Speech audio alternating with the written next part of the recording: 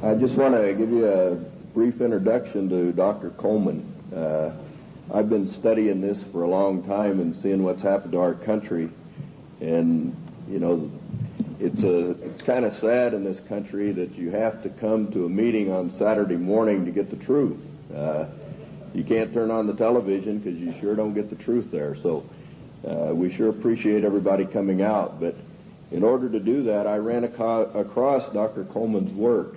And when you've studied this and looked for the truth, and it's a pleasure to find somebody like Dr. Coleman that'll bring you to a new level of what the real truth, who's really behind what's going on in this country.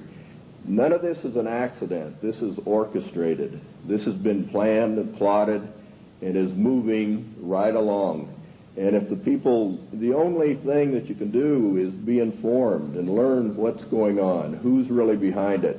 And nobody does that better than Dr. Coleman. He's an author of 3 books. He has a table back here. I recommend that you look through his material. It'll bring you to a new level of information as to what's going on in the country as well as the world. And this is the only country left that stands between the country as we know it, or the world as we know it, and the New World Order, which will drastically change everybody's lives, as Dr. Coleman will tell you. But the big difference between Dr. Coleman and some of the other speakers is he's been in most of the places that we're talking about. He's been in Lebanon, Brazil, France, Italy, Spain, England, South Africa, and all over the U.S. And he did this, in his work. He has first-hand experience with most of the things that are going on here. He studied 5 years in the British Museum in London, also in the Cain Museum in Egypt, where he did research on the Black Plague. And, if you study his work or read his work on AIDS, I think it'll shock most of you. In his investigation, through the congressional records. And the congressional records is where most information is in this country. And he would feel very comfortable, in debating the Supreme Court justice on the Constitution at any time, because our Constitution is basically being walked all over at this time. But at this time, I'd like to bring on Dr. Coleman, and let's give a big hand to him, and we appreciate him.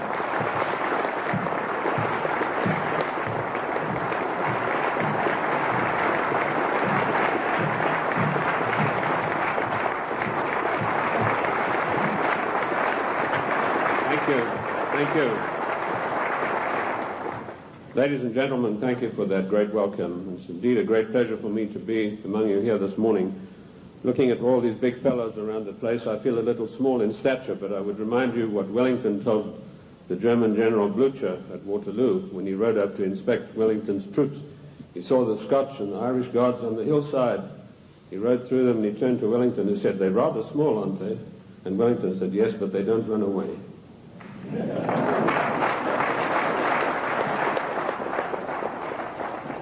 Ladies and gentlemen, I bring you a message of hope, not fear.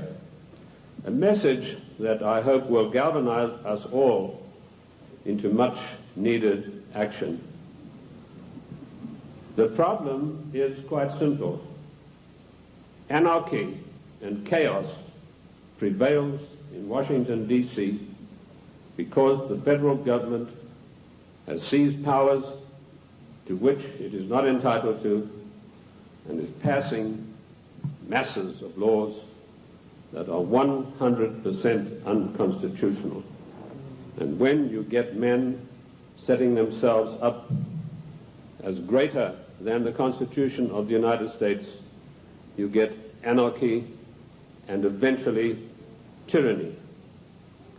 Now, I'm paranoid. I'm going to admit to you right up front. But let me tell you what the real meaning of the word paranoid is. It is a man or a person who has the ability to link events that seemingly are not connected. That is the true meaning of paranoia, or being paranoid. Of course, it's been used by our enemies the socialists, the Marxists, the liberals, the so-called progressives, to smear us.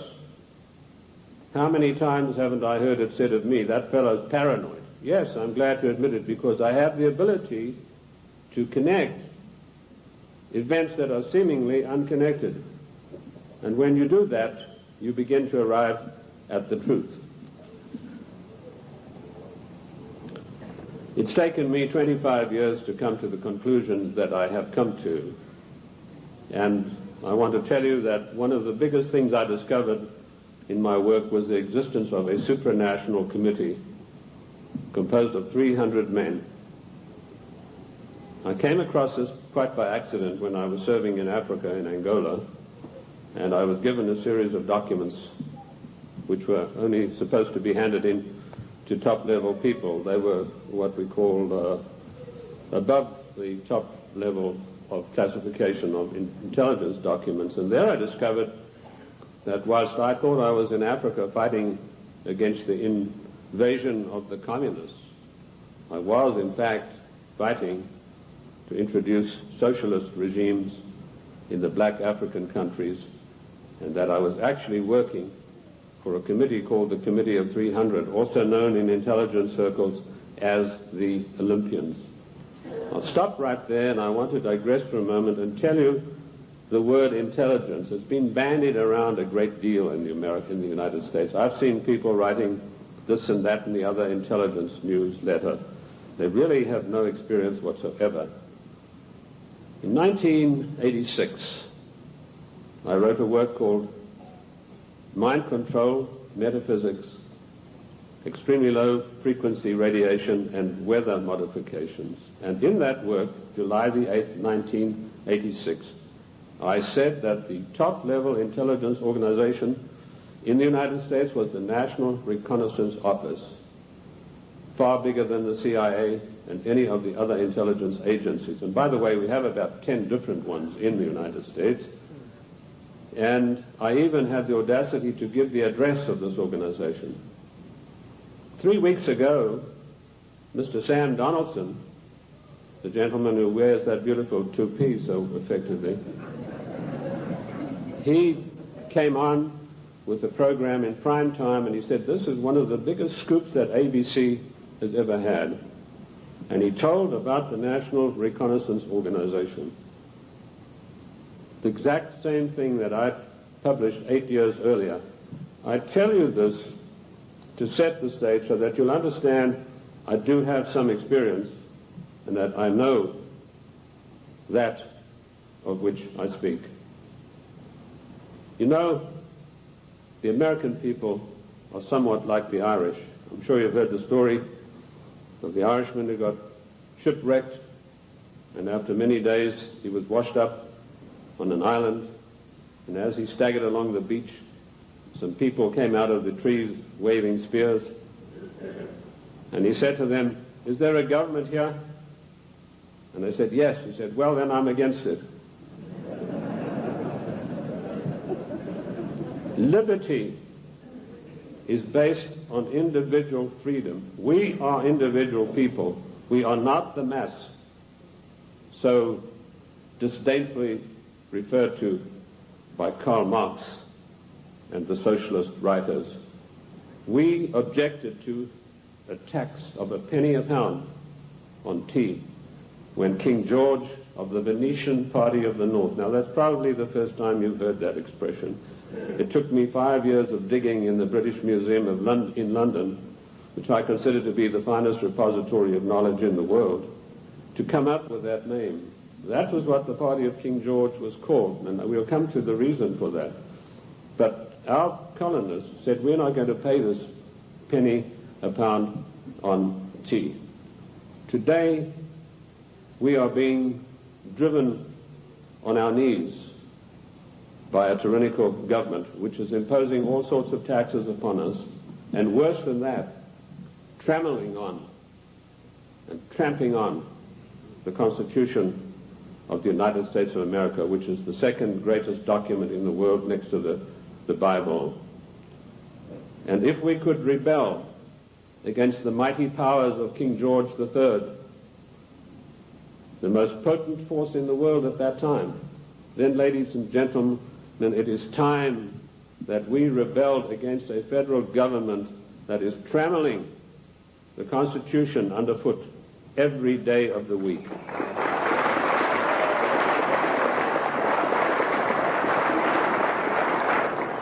King George III of the Venetian Party of the North did more than that. He sent Adam Smith, a servant of the British East India Company, to formulate a policy which he called free trade.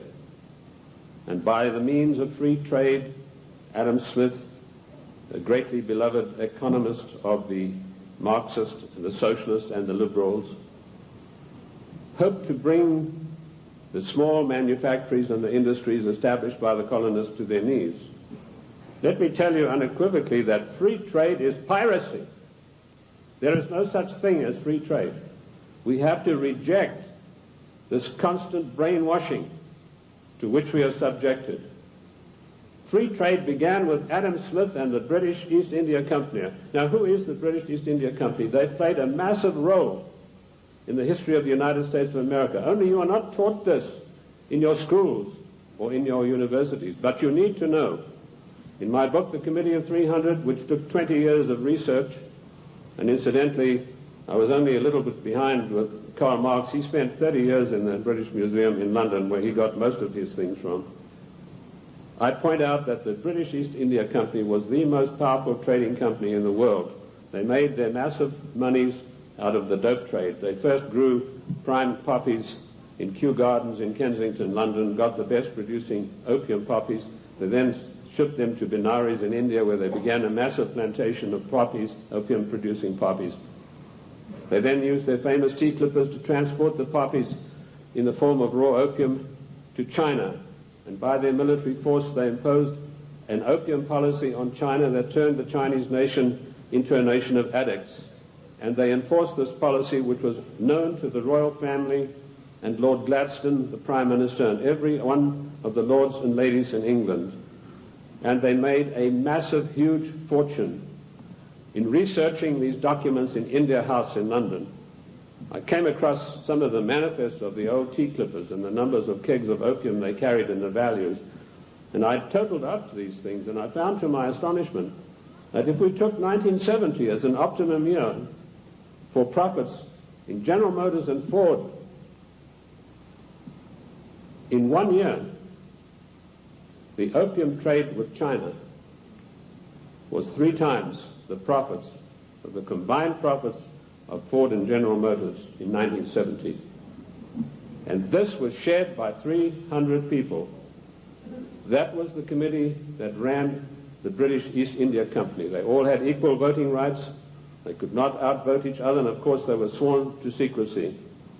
The descendants of the British East India Company today run the United States. And I will hope to prove my thesis as we go along.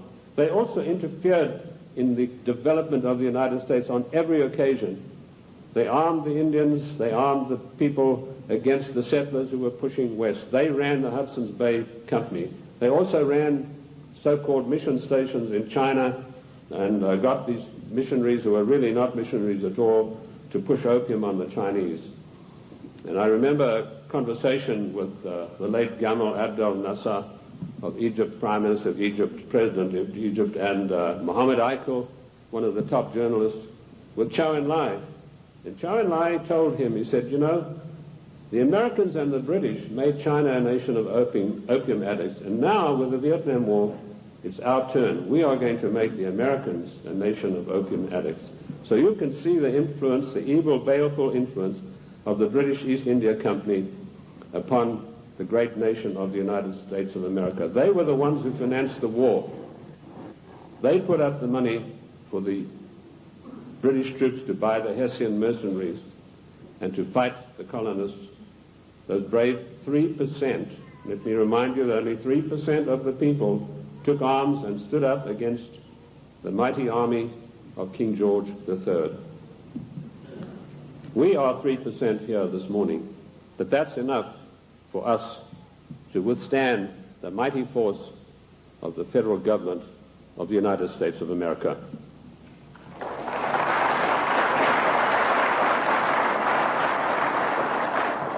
These 300 men in the Committee of 300 still run the world today with an iron fist. Their wealth is untold, cannot be measured. I know I looked at some of the records that I could find in Italy, in Rome. I've done most of my work on location, and this has always been invaluable to me. And I came across the families in Italy who were called the fondi, meaning the people who had all the money. They were all members of the Committee of 300, the Lucatis, the Recanati, the Volpi du Miseratis. These people are so wealthy that they would make David Rockefeller look like a piker.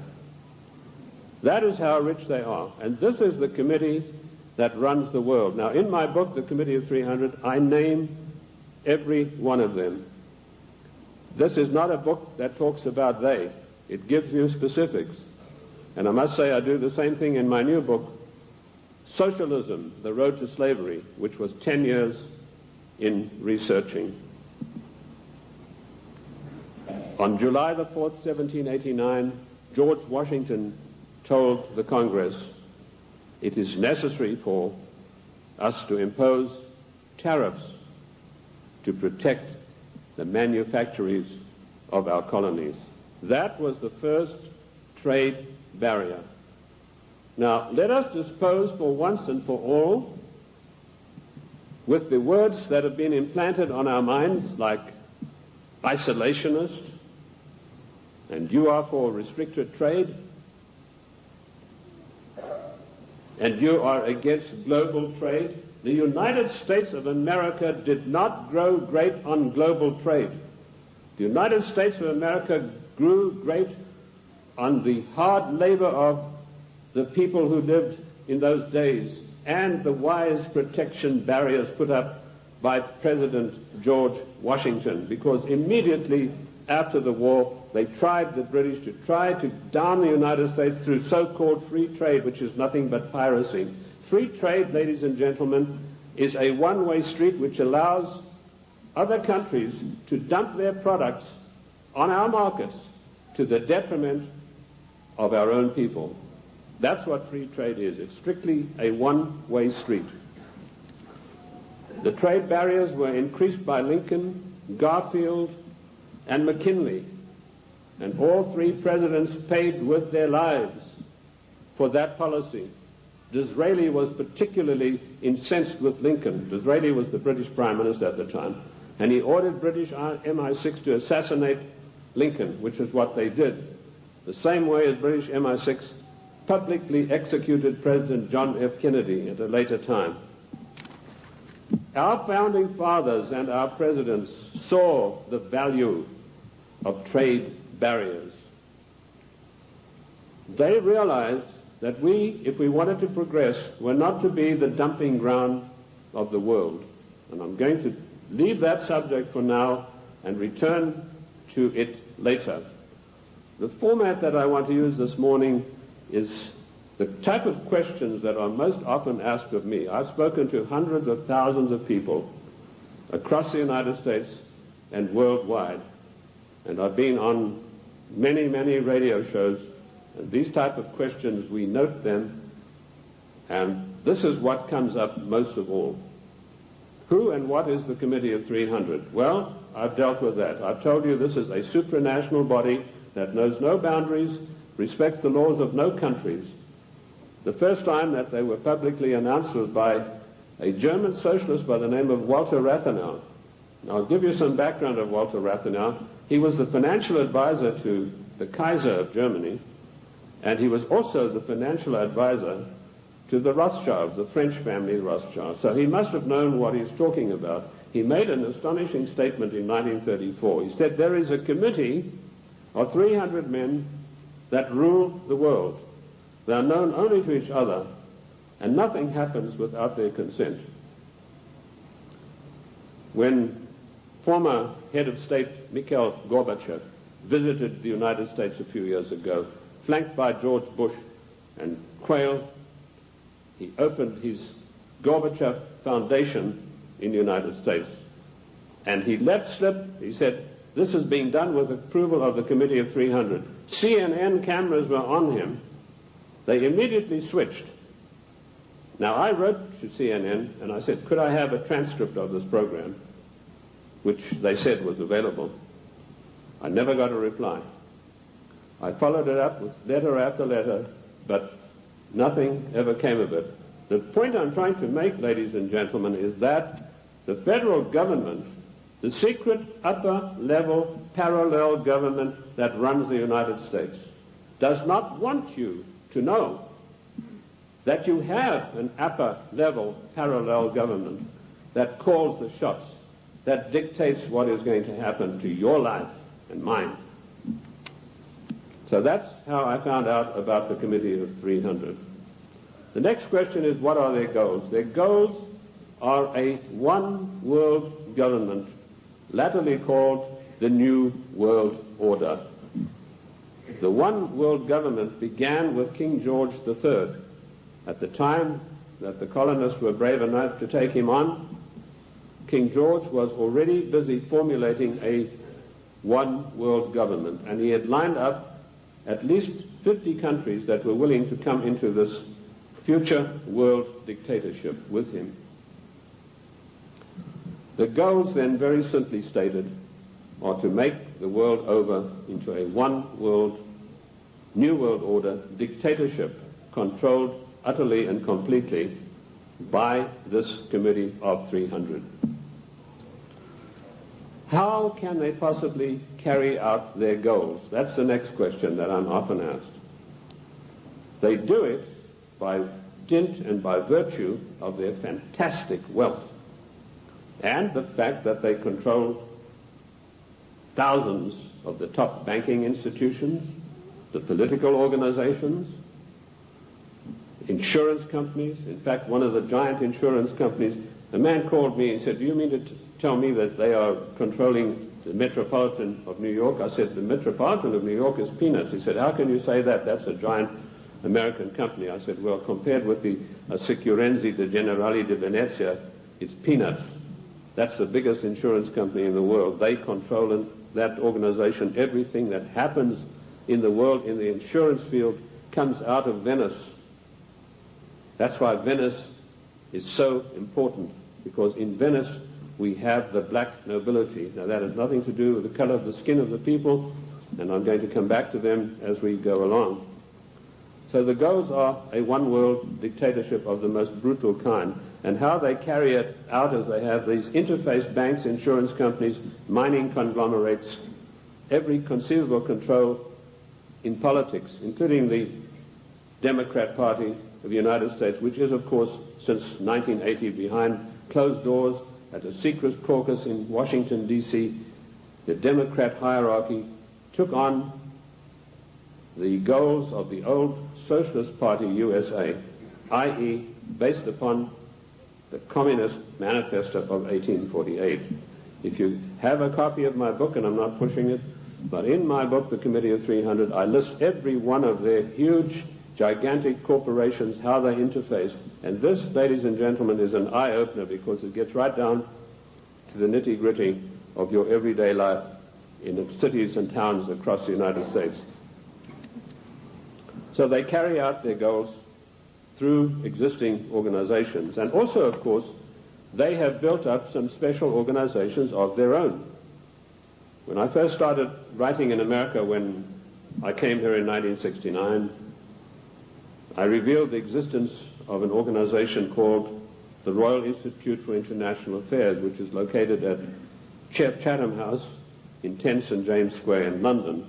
I also revealed the existence of the Club of Rome, the Cini Foundation, the Mont Pelerin Society, the Order of St. John, which was known but not known. And I listed all of these secret societies that run the world as executive arms of the Committee of 300. So it controls the world through all of these. The Royal Institute for International Affairs is the executive arm of this committee, which gives instructions to the United States government to this very day. The chain of command is as follows. Every Secretary of State that has been appointed since 1919 is appointed by the Royal Institute for International Affairs. That may come as a shock for you. You think you vote and you put a conservative in the White House, and then he appoints supposedly or allegedly conservative people to carry out the policies that you wanted him to implement. Surprise, surprise. I ask you to find me a conservative Secretary of State since 1919. And if you search diligently and apply the correct rules, you will come out blank. Every one of the Secretaries of State was chosen in London by the Secretary of State, as was Wilson, the President Wilson, as was Roosevelt, as was James Earl Carter. He was specially chosen because he'd had 3 mental breakdowns, and they felt he would be a good guy to manipulate. Oh, I'm talking facts. I'll tell you the story of that. In my World in Review news magazine, I wrote that, James, I'm digressing a bit here, but it's necessary to do that now and then. It's not a sign of a bad speaker, although I don't put any laurels around my own neck. But James Earl Carter was not a known entity in the American scene.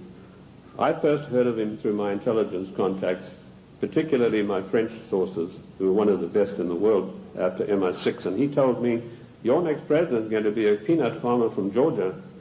And I said, how come? He said, right now they're meeting at the Dorchester Hotel in London. And if you get your Fanny over there, he said, you'll find that there's a lot of goings-on you might like to look at.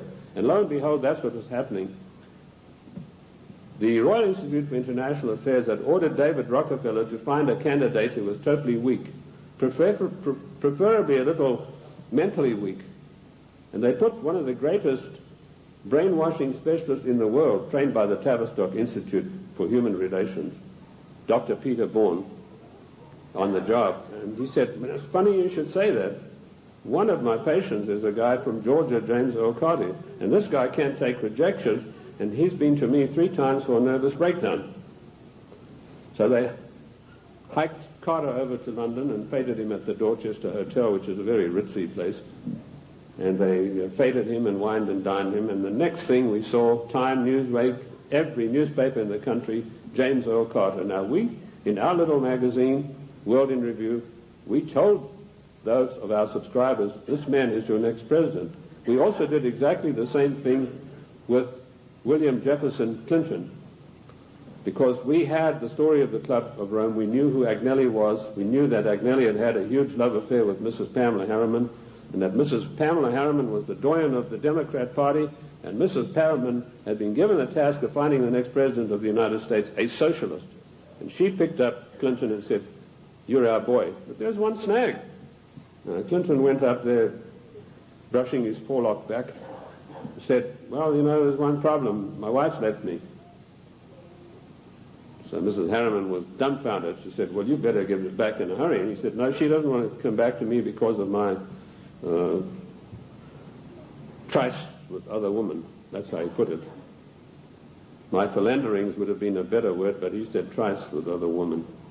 So Mrs. Harriman sent for Mrs. Clinton, and she duly came to New York, and she sat her down and said, look, if you want to be the first lady of America with all the attendant prestige and power, you better forget about your husband's philanderings and get right back to him. And that is precisely what happened.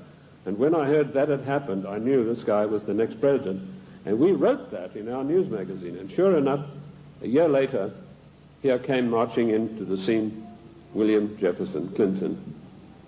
So the RIA, the Royal Institute for International Affairs, does control everything that happens in the United States. They give their orders to the Morgan Guarantee and Trust Bank on Wall Street. And the chief executive officer of that organization is Dennis Weatherstone. And he duly relays the orders over to the Secretary of State, whoever that happens to be.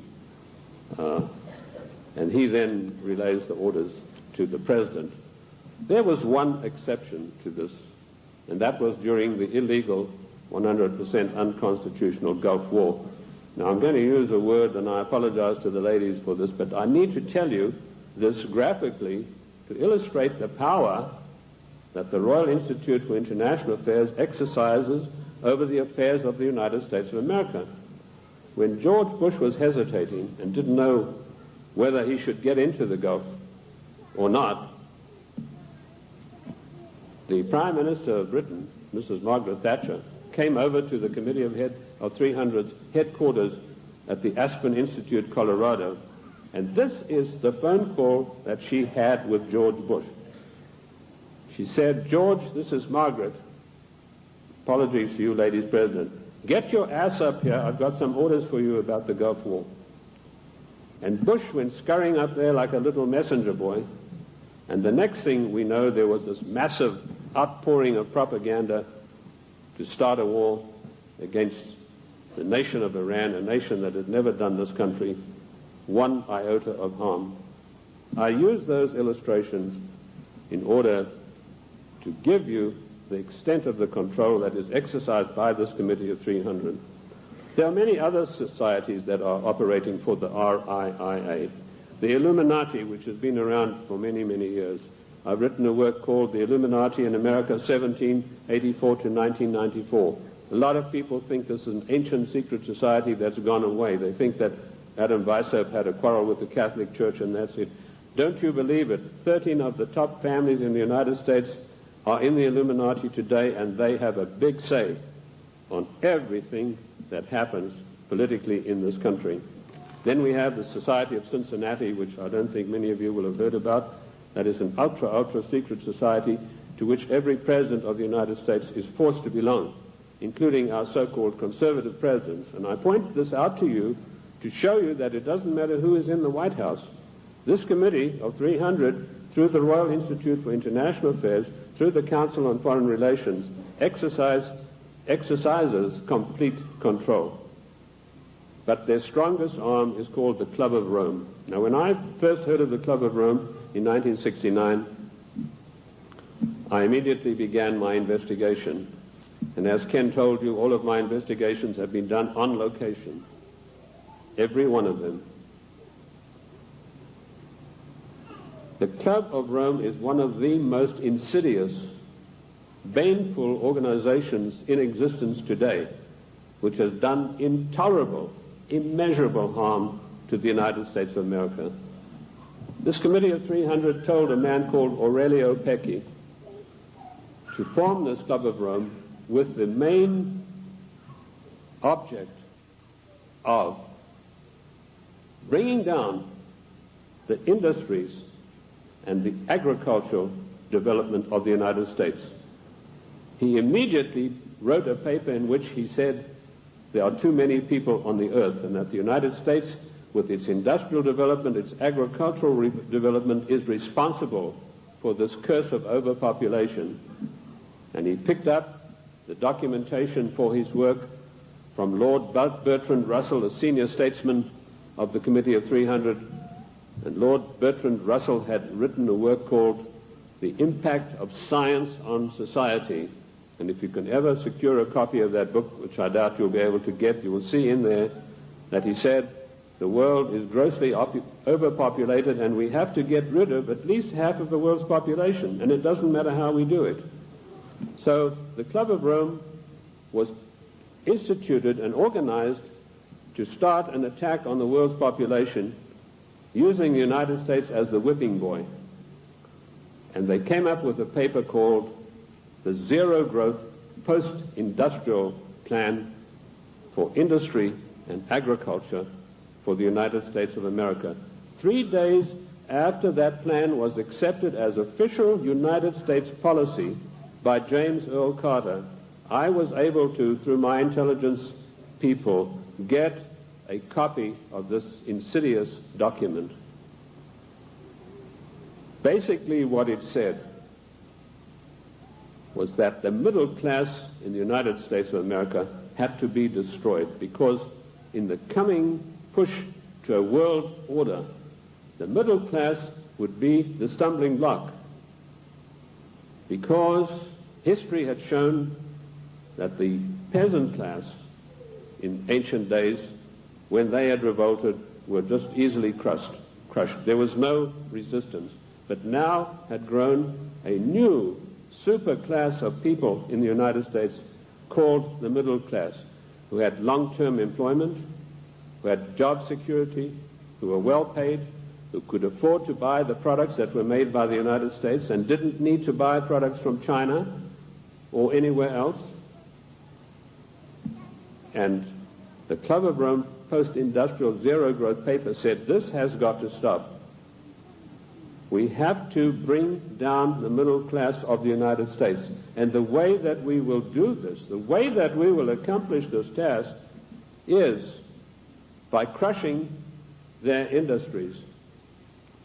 In 1980, based on this report, I wrote a small work, a booklet, called The Death of the United States Steel Industry. And in that I told of a French aristocrat by the name of Etienne d'Avignon. And I'm sure there's not a single steel worker in America out of a job who's ever heard of this man's name. But they put this aristocrat onto the job of destroying first the steel industry. In my book in 1980, I said that by 1985 we would have silent blast furnaces. The rolling mills would be stopped. There would be no more shipbuilding. We'd have thousands of skilled workers who'd passed the skills of their trade down for generations, who were forever dispossessed of their jobs. If you go to the northeast United States today, ladies and gentlemen, and I've just been up in Cleveland where I had a very good radio address I gave there, you will find that what I said in 1980 has unhappily come to pass. In 1970, the United States had 5,000 ships built by good United States know-how, using good United States steel. 5,000 ships sailing the high seas. Last year, we had exactly 270 such ships, and at least 50,000 steel workers permanently out of a job, jobs that will never come back. What happened? Did we suddenly lose our marbles? Did we suddenly lose that great American know-how of getting things done? Did we lack finances? Did we run out of money? No. None of those things happened. What happened was this dastardly Club of Rome had sent their emissaries to the United States to deliberately destroy our steel plants. And they did it by opening the doors of so-called free trade. And everybody who signed the NAFTA treaty and everybody who signs the GATT treaty when it passes is a traitor and a seditionist.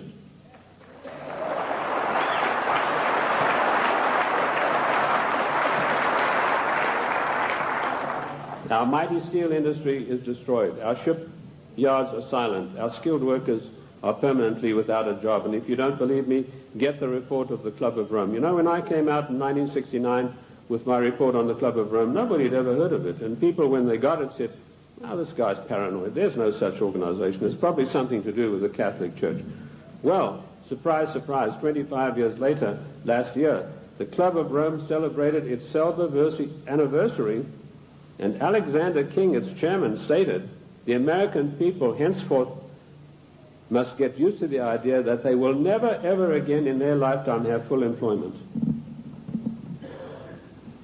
What a scandalous thing that our government is fully cooperating with this organization built up by the Royal Institute for International Affairs to destroy the middle class of the United States and to add to the policies of global genocide. And that brings me to the next question. What is the Global 2000?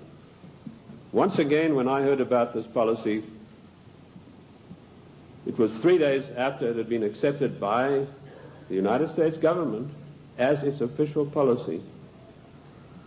And the Global 2000 was a blueprint for mass genocide produced by the Club of Rome. Basically, what the Global 2000 calls for is the destruction of half of the world's population by the year 2050. Hence the title 2000. They built a case based on Bertrand Russell and H.G. Wells' findings that the world was going to be overpopulated, would be a terrible place to live in. That was picked up by a fellow called Robert Strange McNamara, and a stranger individual you're not likely to meet in this world. And this Miller had a conference of all the leading bankers about 12 years ago, and he said the biggest menace facing the world today is the American middle class and overpopulation. He linked the two together. And he said, by the year 2050, this is the state of the world. All of these unfed, unwashed people, no jobs. He said, do we want to live in a world like that? So the Global 2000 was a genocidal plan to take care of the people of the United States who don't have any jobs and who, like Alexander King said, are never going to get their jobs back, and the masses of people in other nations. That is why we had the sudden appearance of AIDS. When I was in the service, I was told there's a CAB experiment, that's chemical and bacteriological warfare experiment, going on in Sierra Leone, in Africa. That's a remote corner of Africa, West Africa, just above Liberia. If you look at your map, your atlas, and you'll see where it's located. Why Liberia? Extremely hard country to get to. You have to fly from London. That's the only way you can get there. You land on an island, and then you've got to take a ferry across to the mainland. And, of course, all people taking the ferry are heavily scrutinized. And I managed to work my way. I was told the Americans were doing the CAB experiment. I managed to work my way to within striking distance of a small mission station. And what I discovered was that these blacks were coming in from the bush to this mission station with broken arms or an ulcer on the leg or something like that. And they were ostensibly being treated there, but they were dead by the evening. What was actually going on was that a laboratory had been set up using Lassa fever virus. Now, at that time, Lassa fever was one of 4 viruses that could jump the human-animal barrier. And it was a deadly virus. They were trying to create a virus that could be mass-produced and it could be sent out through the World Health Organization to get rid of millions of people in the world. But the Lassa fever virus proved uncontrollable. It killed 3 scientists who were working there. So the orders came from Washington, burn the place to the ground, and that's exactly what they did within a radius of 100 miles. They bottled up some of these viruses they'd been experimenting with and took them back to the Centers for Disease Control in Atlanta. There they began again, but again they escaped and killed 3 more scientists. So they incinerated the whole laboratory, sealed it off and incinerated. The same experiments are now going on in Harvard University right now. But they're not using the Lassa fever virus.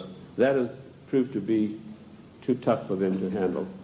Instead, the United States government gave millions of dollars to the United States military chemical and bacteriological warfare establishment at Fort Detrick, and they began experimenting with the AIDS virus. I knew about the AIDS 3 years before the word ever came out in the world, in the United States particularly, because of my field work in Sierra Leone. The British government used their Porton Down CAB facility. It's easier to get into the Bank of England vaults than to get into Porton Down. All the deadliest viruses in the world are being crafted there, in pursuance of the goal, the Global 2000, to decimate the world. Shortly after this experiment had finished at Fort Detrick, the World Health Organization started a massive vaccination campaign. They said, for once and for all, we're going to wipe out the scourge of smallpox. They chose Africa and Brazil, launched a massive vaccination campaign. Immediately, AIDS began to appear. Thousands and thousands of people began dying of the strange new virus, which the World Health Organization then said had come from the bite of a green monkey. They forgot to tell you the green monkey's been there for centuries, and he'd been biting people, if he ever did, for centuries, but no disease of that nature had ever occurred. The World Health Organization deliberately took this virus, which was crafted from a series of animal viruses, including Mediavirus sheep, which destroys the brain, which is why you find AIDS patients get dementia probably first before any of the other AIDS-related complex diseases appear. And they began vaccinating innocent people on a massive scale, and they began dying like flies. Why Africa and why Brazil? Because those 2 countries had the biggest black population in the world. And I want to tell the black people of the United States of America, do not trust the Democrat Party. Do not trust government. Do not believe that government is your friend. To you, to them you are dispensable, the same way as we are. Millions of people died. I went through Uganda on an inspection tour, and I saw whole areas decimated where previously there had been small towns and villages. There was not a living soul in sight. And that is going on today. The AIDS epidemic is completely out of hand. It swept the world. It's been swept under the carpet in the United States of America. We were told that this is a disease which is passed by homosexuals. True enough, but that's not the primary cause of it. This is a crafted virus that was spread throughout the world to decimate the population. Coming behind them, and we reported this about 2 years ago in our World in Review news magazine, is the Vibro 19 cholera virus, a deadly killer. You get this cholera in the morning. If it's not immediately treated with massive doses of expensive antibiotics, you'll be dead in a day and a half. This epidemic swept India, carrying away millions of people. I don't know if you've heard of it in the press. I doubt it. Behind that is a deadly strain of malaria, and some of our forces in Somalia contracted this disease, a strain of malaria which acts almost like the HIV virus. It attacks the human immune system. And behind that, the Black Plague. Now, you've had some experience with Black Plague recently. Experiments were conducted in this area and in California with the Black Plague, distributing them, these plague viruses, to definitive areas by means of enfolded scalar waves using extremely low-frequency radiation, which was a warfare technique developed in 1934 by the great Soviet virologist V.A. Gertchev. This is not Buck Rogers stuff, ladies and gentlemen. This is today's deadly truth. So some of the Indian reservations were targeted, and all of a sudden they began dying of Black Plague. And then we were told, well, the harvest mouse droppings are responsible. Well, the harvest mouse has been doing his droppings for centuries, but none of them got the Black Plague before that. But what happened immediately following the so-called population control meeting in Cairo? There was a sudden and violent outbreak of Black Plague in India, and it is still going on, and it is not under control. This is all part of the Global 2000 mass genocide plan. I know something about the Black Plague because in my research in the British Museum I discovered that the black Venetian nobility had none of their families or members had ever got the Black Plague. Yet the Black Plague, as you know, swept through Europe and killed half of the population of Europe. But none of their families ever got it. So I began seeking for the answers, and I found them in the Cairo Museum. So people said, well, how come, if these things are true, how are they going to protect themselves? They being the Committee of 300, their servants and their families, they have the means of protecting themselves by certain types of herbal compounds mixed with sugar. And they also have, of course, the protection of extremely low-frequency radiation, where using the technology developed by the great virologist Gertchev, who proved that every living thing on this earth has a vibratory cycle, and he was able to measure the vibratory cycle of various deadly viruses, and by vibrating them double their cycle, he would kill them instantly. So that's one of the defensive weapons that these people have got that will kill the plague if they ever get it. The same technique, of course, will kill cancer cells. But the medical profession, run by the Rockefeller family, who own all the pharmaceutical companies, do not want you to know this, because when you go in for the doctor, he's going to write you a prescription for a chemical drug. There's no chemical drug benefit out of extremely low-frequency radiation vibration. No profit to these people. So that's the Global 2000. Decimate the world's population, and particularly hit hard the United States middle class. How are they financing all of this stuff? They're financing it through the fondi, who I mentioned to you earlier, the Venetian black nobility. Now, why are they called the black nobility? They're called that because of the vileness and the evilness of their deeds. These families date back to the 11th centuries, the Locatis, the Recanatis. They were called, and the Guelphs, by the way, I'll come to them, they're particularly interesting. They were called that because of the evilness of their deeds. They make Lucrezia Borgia look like a Sunday school teacher.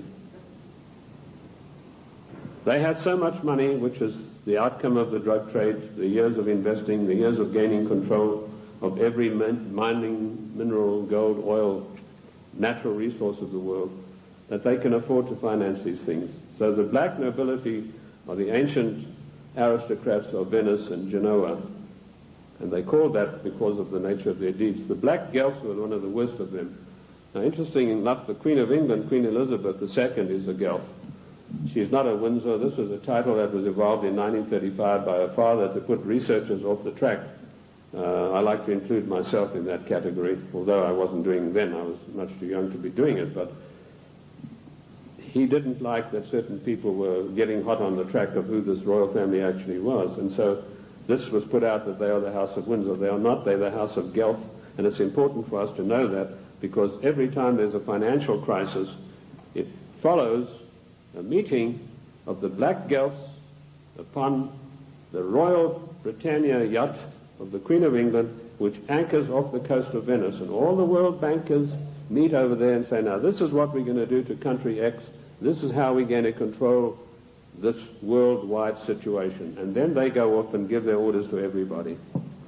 So that is the way it is done.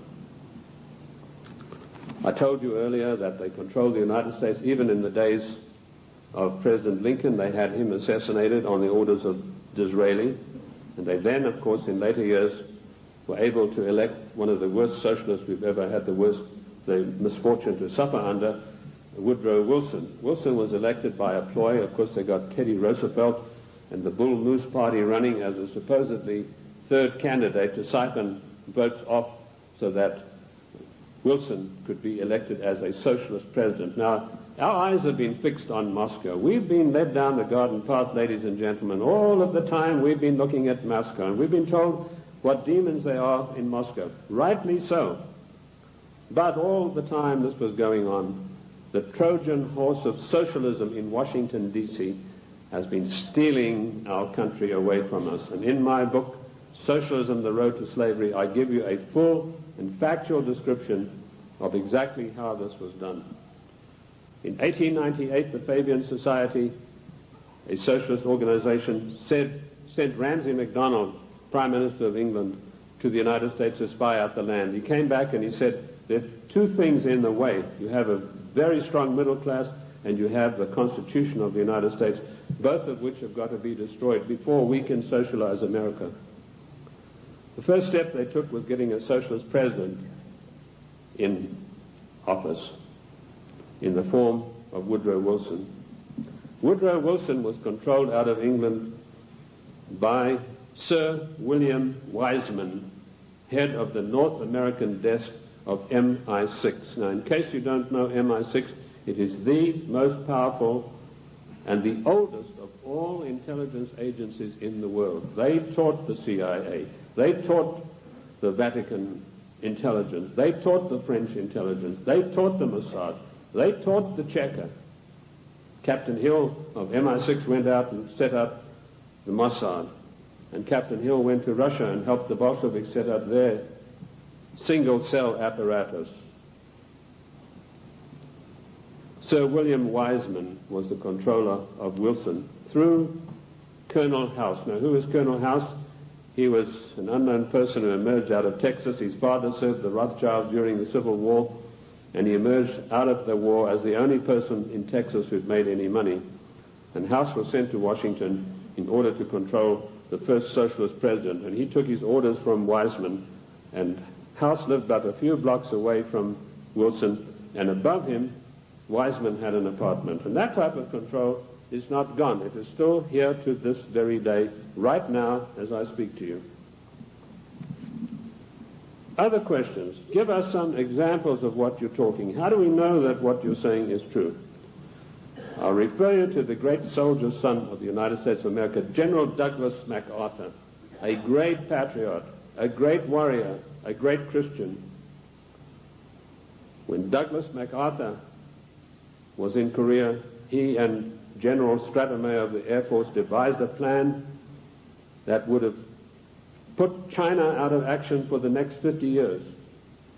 He submitted this plan to Washington, an arch-socialist, one of the most vilest preachers who ever walked this earth by the name of Dean Rusk, immediately summoned the President of the United States to a meeting in Blair House. And he said, "Mr. President, we have seen the plan submitted by General Douglas MacArthur, and there's no way in the world that you can allow him to implement this plan." And Truman said, "Why not?" He said, "You know very well that anything that relates to China has to be cleared by the Royal Institute for International Affairs first." And he said, "They don't want you to do this." And MacArthur was not allowed to carry out his plan. And 50,000 sons, beautiful Americans, were slaughtered on the battlefields of Korea needlessly because of orders from the Royal Institute for International Affairs. And that same institute is controlling President William Jefferson Clinton to this day. MacArthur was eventually bowler-hatted on the orders of the British government. I mentioned earlier the death of John F. Kennedy. Given the methods that are well known in intelligence circles of how to get rid of bothersome people, it would have been a very simple matter to make it look as though Kennedy had died of a heart attack or some other natural cause. Instead of that, in order to warn every president that would follow in his wake, every powerful person in this country in the know, you do not kick over the traces. You obey us, or you will see what will happen to you.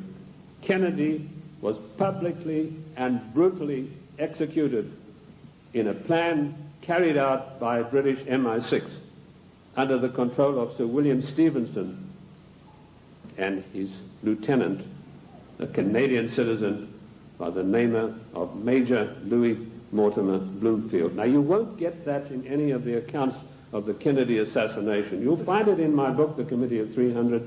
You'll also find it in my monographs about the Kennedy assassination. Who are these people? Sir William Stevenson ran American intelligence throughout the Second World War out of the RCA building in New York. His second in command, a Canadian citizen, Major Louis Mortimer Bloomfield, ran Division 5 of the FBI counterintelligence. You want examples of how Britain controls this country? I have given you them. I've also told you that every Secretary of State since 1919 is selected by the Royal Institute for International Affairs on the orders of the Committee of 300. Why is this? We go to these conventions and there's all the hoopla in the world. The balloons are flying, the straw boaters are in the air. Bush has been elected conservative president. Reagan has been elected. What happens in reality? The Secretary of State, who's charged with carrying out the policies, subverts each and every one of them. You show me a Secretary of State that has acted in the best interest of the United States of America since 1919, and I will give you the only money that I've got in the bank, which is about $1,500. You're welcome to it, because I know that you will not be able to do that. Every Secretary of State has subverted and acted in a treasonable manner towards the people of this great country. And when they haven't done it directly, they've done it through surrogates like Lachlan Curry, who ordered the military to jettison a shipment of arms destined for the great Chinese leader Chiang Kai-shek, to jettison overboard these arms in the Indian Ocean. And that's exactly what they did. We think that we elect our presidents. Ladies and gentlemen, we do not elect our presidents. They are selected for us long before we'd even heard of them. And I've given you 2 examples this morning of how this is done. The 300 office at Aspen keeps a tight control over every political event that takes place in this country. And it was this office, through Margaret Thatcher, that ordered President Bush to violate the Constitution of the United States of America and to violate his own personal oath to uphold the laws of the United States by sending our troops to to the Gulf War against Iraq, a nation that had never done us any harm. And we did it by the dirtiest of dirtiest tricks. We got the daughter of one of the Al-Shabaab clan, there are over 400 of these people, and these are the most degenerate, disgusting people that you'd ever come across. The ruler has 140 wives. He doesn't have them all at the same time. When he gets tired of one, he says, I divorce thee 3 times, and she's gone. When the Iraqi troops came in there and they turned it over to the Red Cross in Geneva, 140 marriage certificates. This is the man that your sons and your daughters are propping up today in Kuwait in a most illegal manner, in violation of the Constitution of the United States of America. And Bush did a Texas two-step around the Constitution. He did not get the mandatory declaration of war. I'm not a lawyer, but I've studied the annals of Congress, the congressional globes, and the congressional records for 25 years. And in those pages will be found more wisdom, more in-depth information about the Constitution than you'll ever get from any law school. Anyway, most of the law schools have professors far to the left of Marx, and they don't know anything much about the Constitution. I talked to a few people, one lawyer in Congress, I said, what do you know about the Constitution? Well, I got one semester of law when I was at law school, and in that was something about the Constitution. Our Constitution is not even taught in the United States school system. Isn't that an utter shame and a resounding disgrace? Bush said the troops...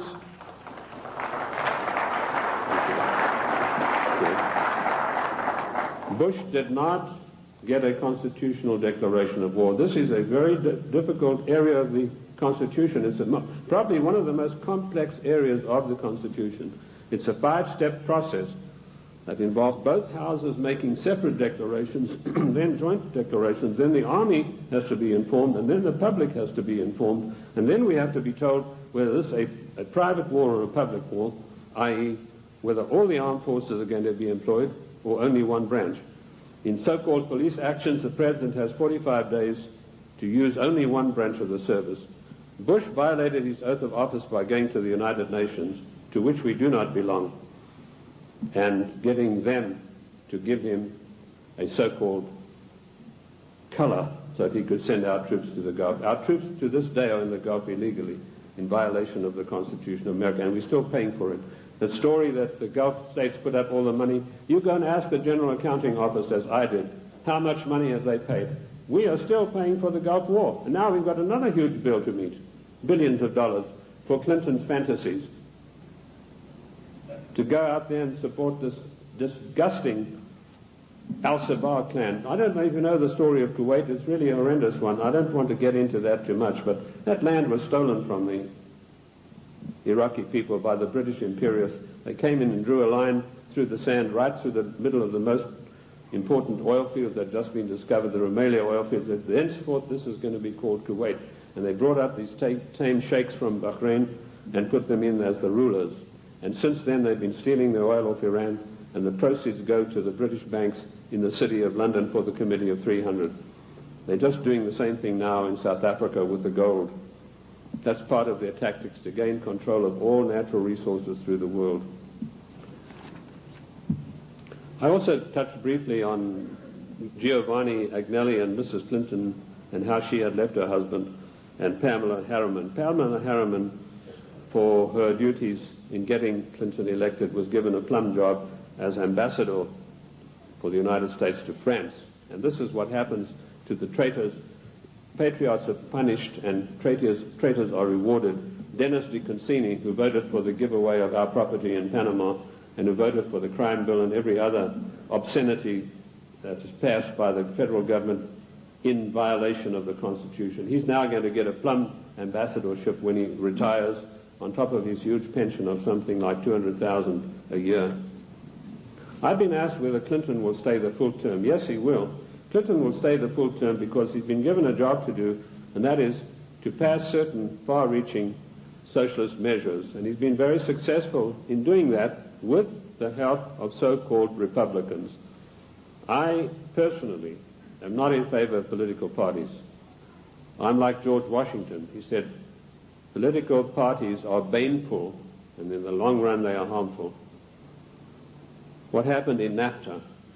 A so-called conservative, Mr. Newt Gingrich, who I wouldn't trust as far as I could throw him, went out and acted as the floor manager, as the party whip in true parliamentary style, and he whipped up 132 Republicans, so-called, to support NAFTA. And no doubt he will do the same thing with this dreadful GATT treaty, which is coming up in a vote in the lame duck session. So he's going to run, and I'll let you into some information which I just got a few days ago from French intelligence.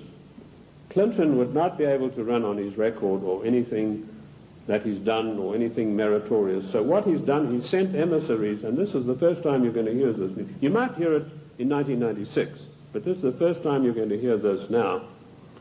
He has sent emissaries to Iran to dig and promise huge sums of money to any of the Iranians who will come up with the actual documentation of the scandal where our prisoners were kept there until Reagan was elected the president. And if he can come up with this documentation, he's going to keep them. In 1996, he's going to come out and say to America, I have here documentary proof of how bad your Republicans are, President Bush and Reagan. Look what they did. And on the strength of that, he hopes to run in 1996. That's what he's doing now. He's taking the money that he's not entitled to, and he's using it to bribe the Iranians to come up with these documents. I don't know that they will, because I think they like him even less than I do, and that's saying a lot. What is the Clinton agenda? Clinton has been instructed to socialize America, and let me tell you that the enemy in Washington is more to be feared than the enemy in Moscow. I've said this for years. What does socialism do? It forces changes upon people that they do not want and do not ask for. And we've seen how dangerous that is when we look at the programs that were supposedly programs invented by the United States government and by the presidents. A man called Stuart Chase, an arch-Fabian socialist, wrote a book called A New Deal. Frances Perkins, who was the first female socialist cabinet minister appointed in the United States in the Roosevelt administration, she got hold of a copy of this book and she ran to Roosevelt and said, look, this would be a marvelous program for you. So in the 1932 Democrat and by the way, don't call them the Democratic Party because they are not. We are a confederated republic. We are a constitutional republic.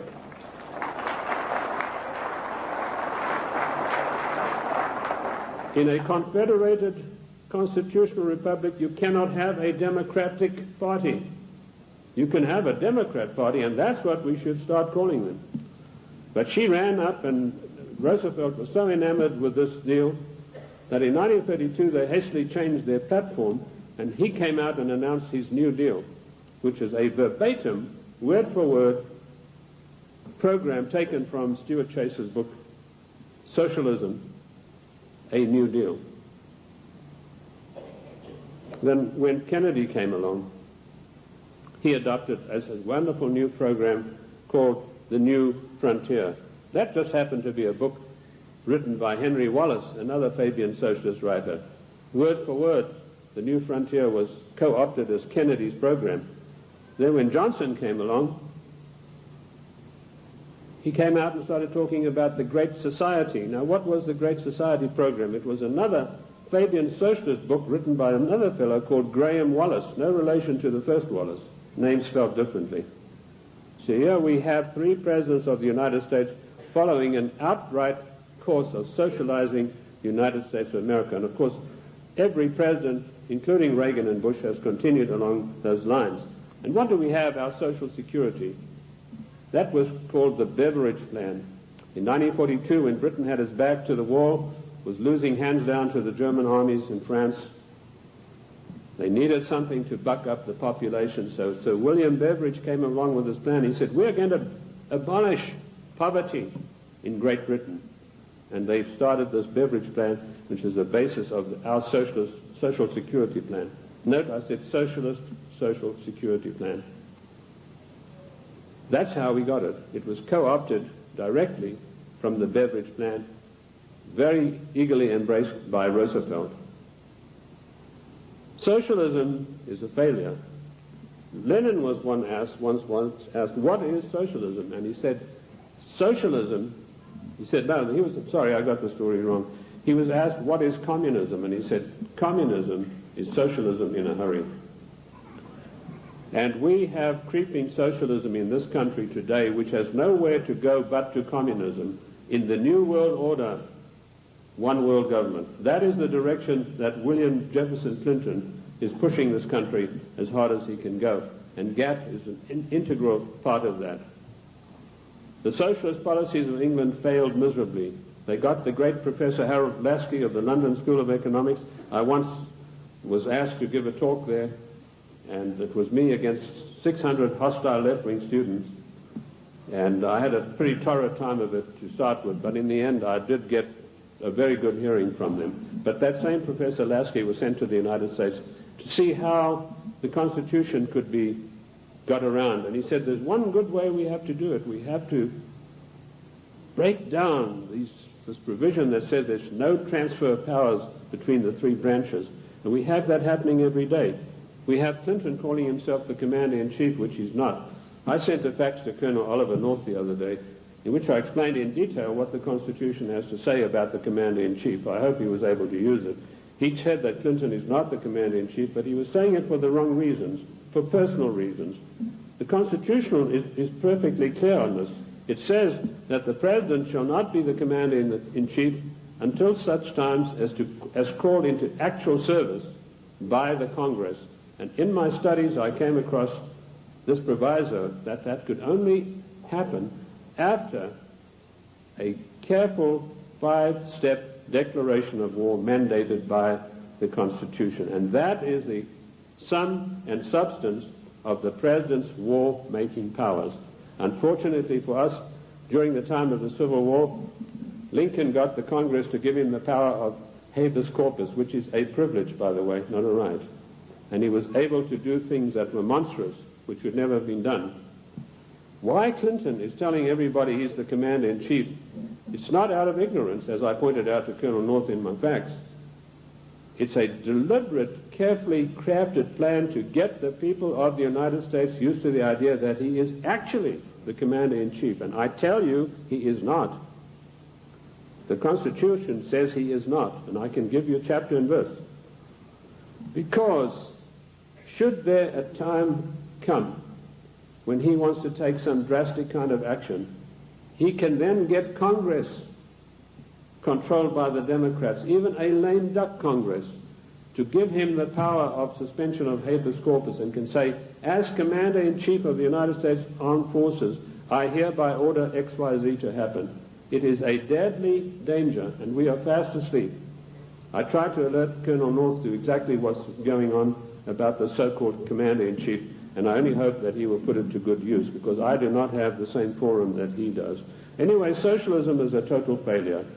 When it began to sink in England, they sent John Maynard Keynes, or Keynes. He said Keynes was a better word because it rhymed with brains, and this is the man who did in the economy of every Western country. And he came to the United States, and by his charm and good looks, he was a tall, well-spoken English gentleman, immaculately suited, connoisseur of wines and cheeses. And it was said of him that there was not a single lady who could resist his amorous advances. He was able to charm Roosevelt into giving the British government $3 billion to prop up their socialist programs. That wasn't enough. They then sent Harold Lasky and John Maynard Keynes for a second handout. This time they got $7 billion. And when Roosevelt was asked about this, he said, let's forget all of those silly little dollar signs. And the same thing is happening today in the field of foreign endeavor. We find a president giving away billions of dollars in foreign aid, which he is not entitled to do. I have searched the congressional records, the congressional globes, the annals of Congress, to find out if there is an empowerment for the federal government, our Congress, to dish out billions of dollars every year like a Santa Claus to foreign nations. And I could not find it anywhere. And where the Constitution is silent on a provision, it means it is a prohibition of that provision. What I did find was that when President Monroe was trying to get us involved in Latin America, he tried to get some money sent down there. And the Congress stood on its hind legs and said, this is a matter that's out of your purview. This is a matter for the Congress, and we deny you foreign aid because it's not constitutional. And that is what set Monroe at variance with the Congress. If you know his history, he spent his entire life fighting the Congress over that issue. Nothing has changed. The Constitution of the United States is immutable. I violently disagree with Justice Ginsburg, who says the Constitution is flexible. The Constitution is not flexible. Our founding fathers meant it to be an immutable document that would stand the test of the ages of time and foil people like William Jefferson Clinton and Roosevelt and every other dictator that is going to follow, unless we stand up and take back our states' rights.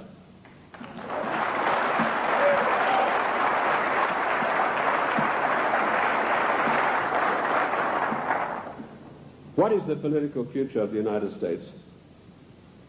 I told you that we are being forced into a one-world government, new world order, by the use of the word democracy and by the use of the word global trade and free trade. There is no such thing as free trade. The United States made itself great by its own manufacturing abilities. We had our people fully employed. We had our people who could buy all the products that we made. We did not need global trade. If people wanted the privilege of selling on our markets, they had to pay customs tariffs. And did you know that up to 1913, all the money that it took to run the United States came from customs tariffs? We had no income tax. And in 1913, we had a surplus of $5 billion after all our bills were paid. Now comes Socialist Wilson, and the first thing he does, he calls for a joint session of Congress, and he said, we've got to stop this isolationist. Ladies and gentlemen, this word isolation is a smear word. It's intended to deceive you. We do not need global trade. We need full employment. We need our people back in full-paying jobs. We need our industries revitalized. We have today 40 million unemployed Americans, and Alexander King has stated the policy of the Club of Rome, followed slavishly by William Jefferson Clinton. Americans can forget about full employment in the future forever. 40 million, those are the real figures. We have 25 million people underemployed, people with great skills who are acting as doormen in hotels, flipping hamburgers, for God's sake. These people, and they talk, Mr. whatever his name is, R.I.P or whatever it is, he says, oh, the Clinton administration has created 2 million new jobs. Well, I don't like to pick on his size, but I think it's gone to his head, if you get the drift of my meaning.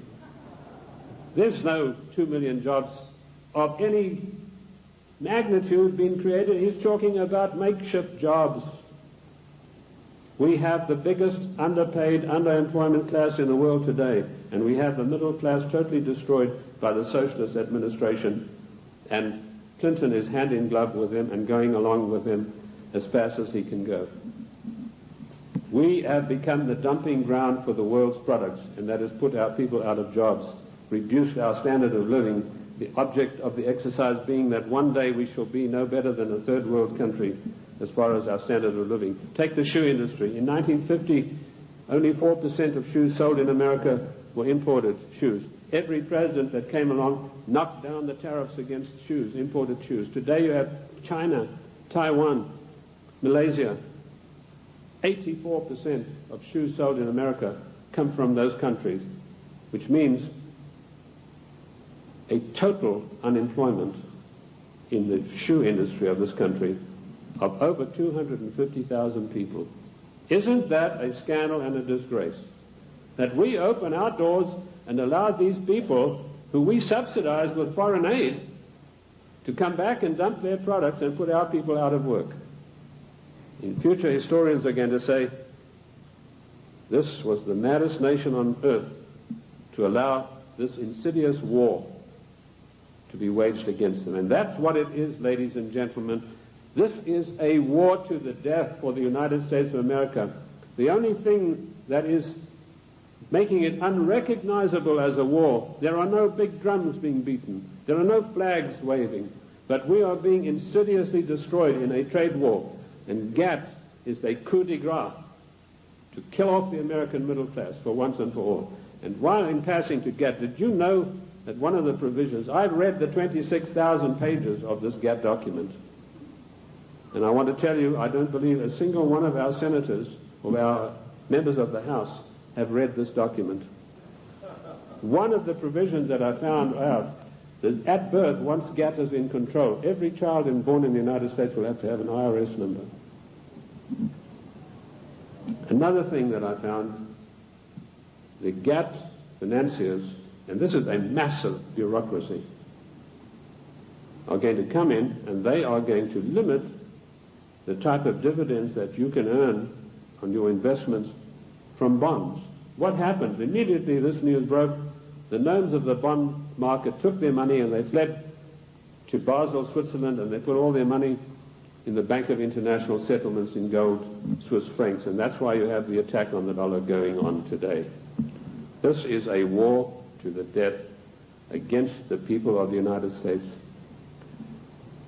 The Committee of 300 wants to reduce us through socialism into a nation no better than the third world countries. Look at this insidious GATT treaty. Do you know that the United States, the mighty United States, has one vote, the same as Kenya or Haiti? And we are going to pay 7/10 of the huge bill. And this organization is going to supplant the laws of this country. One of the provisions of the WTO is that their board will be able to go in and demand of individual states that they change their laws and take us to the courts if we don't do it. Where is the president who said he would uphold and protect the individual states and their rights to a republican form of government? This GATT treaty is one of the most insidious, unbelievable attacks on the United States that I've ever come across. Let me tell you that if the Russians were to drop a couple of nuclear bombs on Washington, and that might be such a bad thing, let me tell you that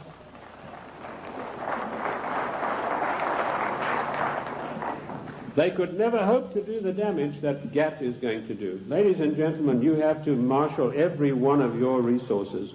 This GATT treaty has got to be fully debated. Once before, twice before, we were forced by the one world government, new world order into far-reaching situations that affected the national life and the character of our people without a national debate.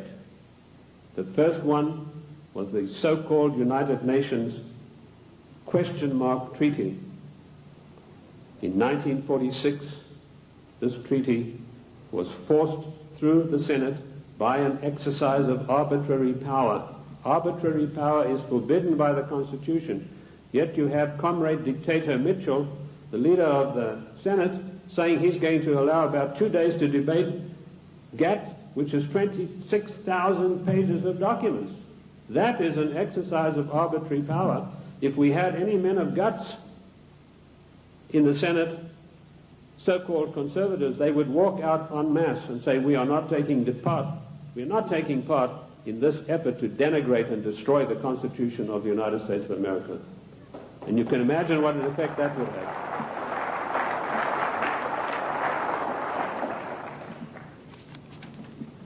GATT will be allowed to be debated for 2 days, 26,000 pages, and some of the most insidious things that you've ever seen are in this document, and they all, every one of them, say GATT shall override all the laws of the United States.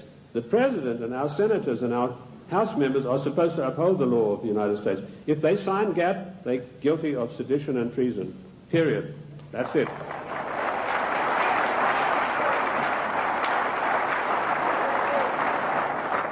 This came as a natural outflow of the United Nations Treaty. I found there that 5 senators, listen to this for a disgrace, ladies and gentlemen, 5 senators actually read this United Nations document. Again, it was 53,000 pages long. 5 senators, and they had 3 days to read this document, and it was then rammed down the people of the United States. I want to tell you that we do not belong to the United Nations. One of the greatest constitutional scholars it was ever my great pleasure to speak with was the late Senator Sam Ervin, who told me there's no way under the noonday sun that we could ever have joined in the United Nations. We did not join the United Nations, and we do not belong to it now. I've written a little work called Is the United States a Member of the United Nations? And you'll find in there I give you chapter and verse constitutionally why we cannot be. 1965 we had another national calamity without a national debate. The Democrats reformed immigration. Now notice, every time some far-reaching thing happens, then the socialists come along with the reform. It's to reform health, which, by the way, Lenin said a national health plan is the arch of socialism. So now you know where Clinton got his national health program from. He took it straight out of the Communist Manifesto of 1848. They were not satisfied with immigration as it was.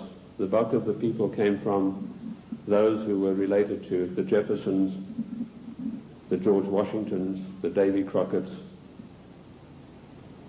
They were not satisfied with that.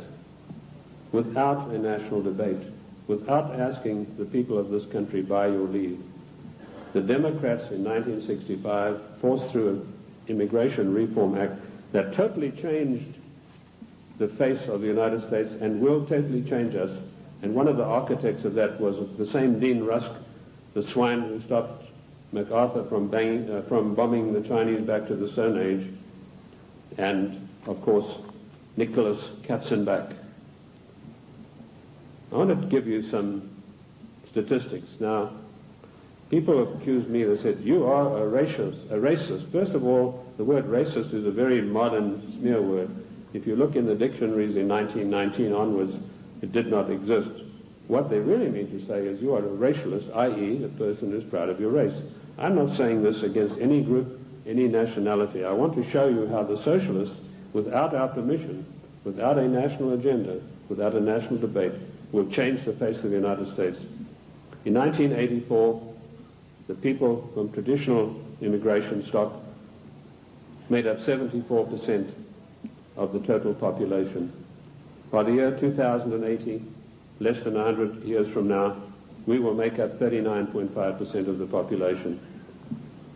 And it goes on. The Hispanics were 9.4 in 1980, they'll be 15.4.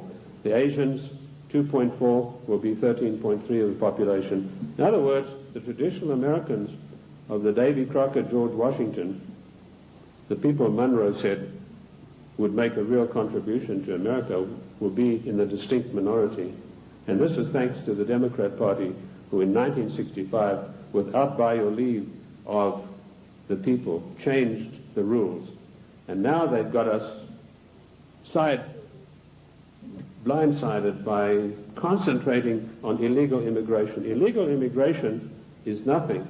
That's a small problem. The legal immigration that was authorized in 1965 without your permission, that's where the big problem lies. These statistics were provided to me by a man called Lee Bouvier, who was one of the leading advisors to a former INS official. And of course we know that abortion is another way in which the population is being diminished. I have challenged judges all across the country to show me in the United States Constitution, where is there provision for abortion? And I've yet to see. Oh, they say in the Fourth Amendment. Don't you believe it? The Fourth Amendment has nothing to do. It doesn't mention the word abortion. And where a word is not mentioned in the Constitution, it is a prohibition of that word.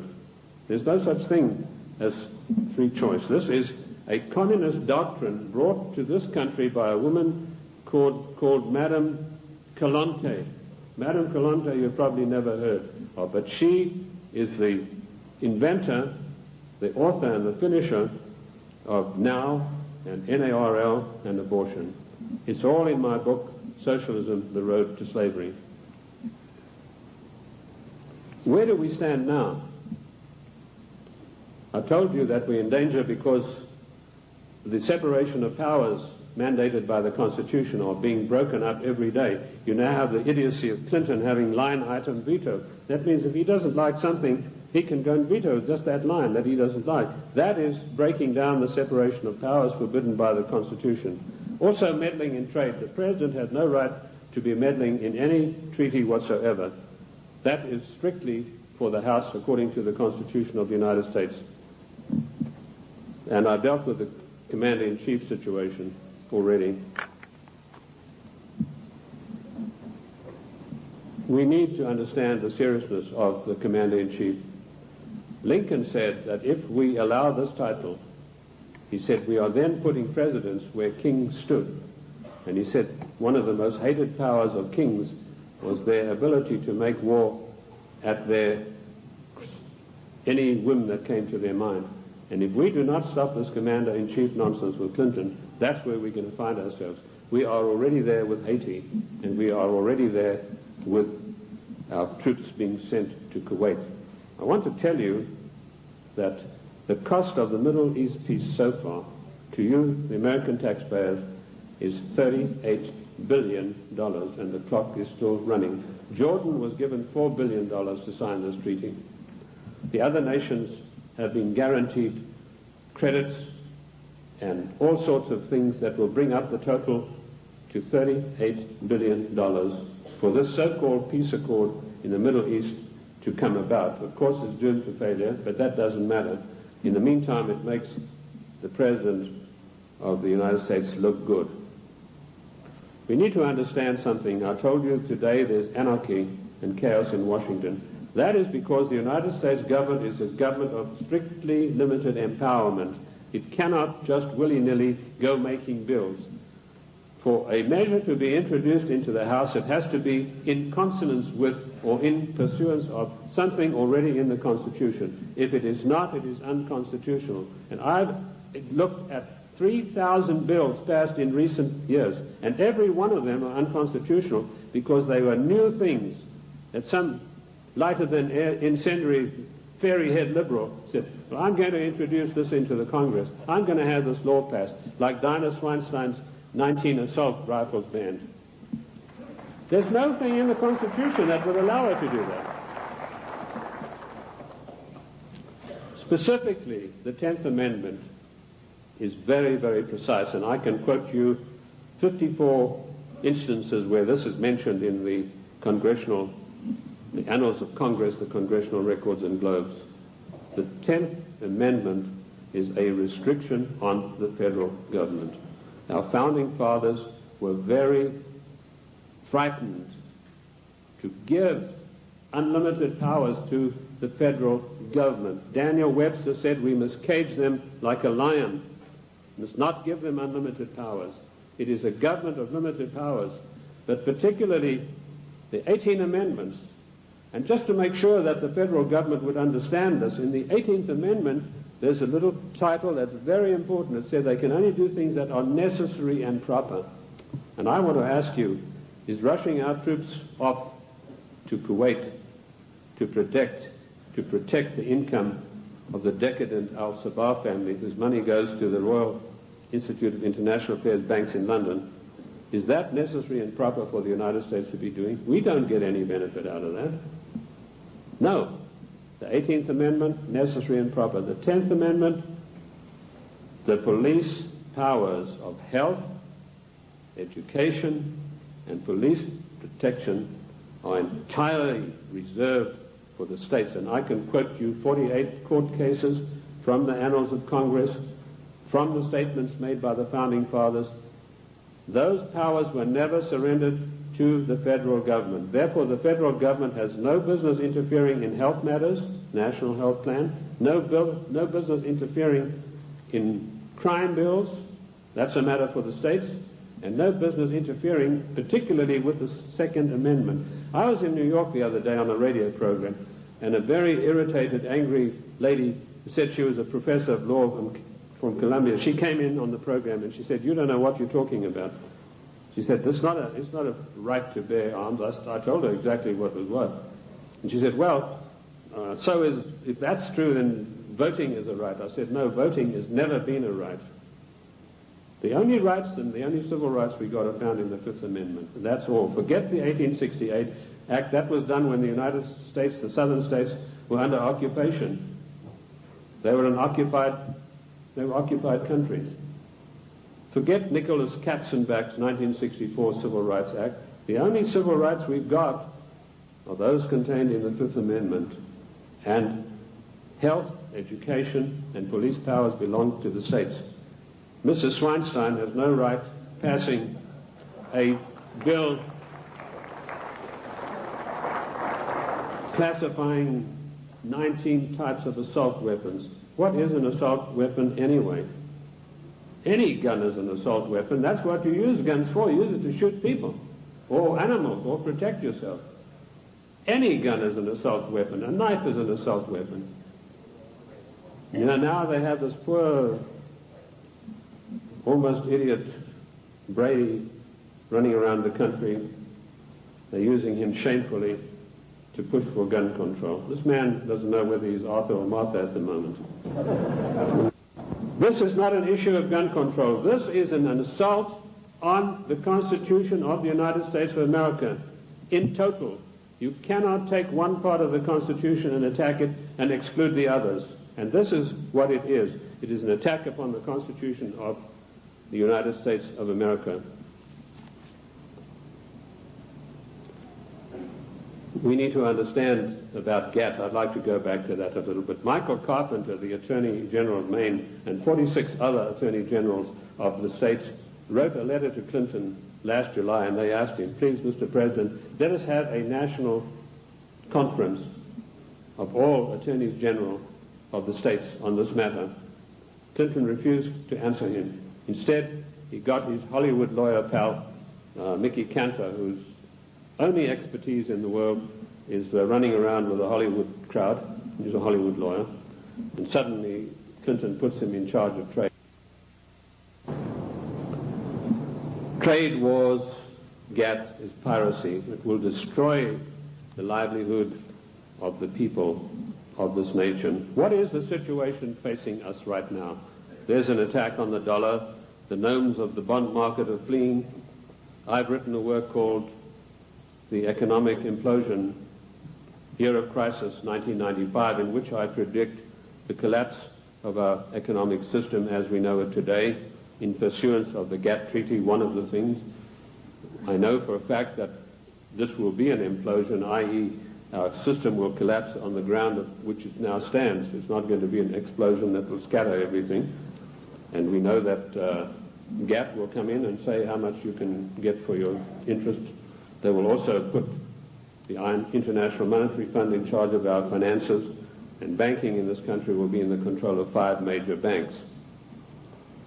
That will help to control the situation and further destabilize the country. That is the aim and object of all of this.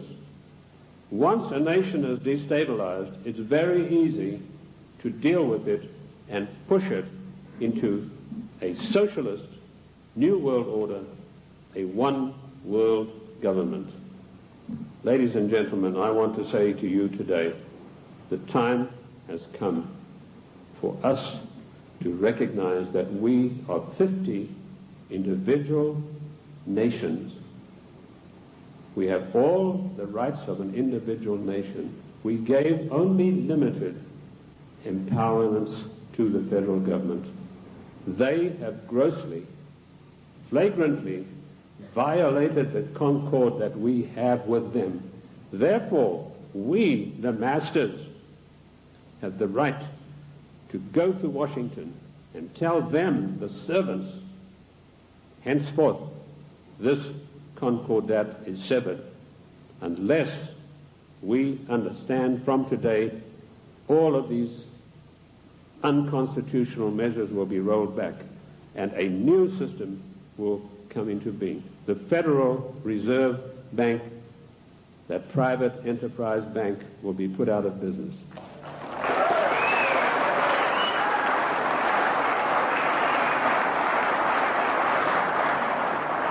Ladies and gentlemen, this is not anarchy. This is the God-given right of each of the 50 nations, of which the state of New Mexico is an individual nation. We are the only entity in the entire world that has a legal document that allows us to dissolve the federal government without resorting to violence and bloodshed.